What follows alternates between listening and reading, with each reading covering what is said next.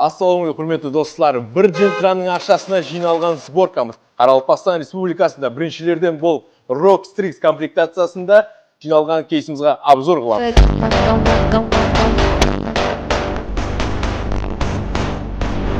Кейсіміз Asus Rock Strix Helios, матплата Rock Maximus Z790 Dark Hero. Процессорымыз i9 14900K. Водянка Asus ROG Ryujin 3 кулерлі. Оперативка 3D Z5 DDR5 128 ГБ 6000 ГГц. SSD VD Black 1 TB, HDD VD Red 4 TB. Видеокартамыз ise MSI RTX 5080 One Guard 16 ГБ SOC Edition. Блок питаниямыз ROG Sor 2 Platinum 1200 Вт. Клавиатура HyperX Allo Rise HyperX Hustle 2 Ultra Lightweight. Наушнигіміз ise HyperX Cloud 3 Legendary Sound. Ал мониторымыз ise Samsung Odyssey G9 Corvette 49 дюймлы 240 Гц OLED матрица.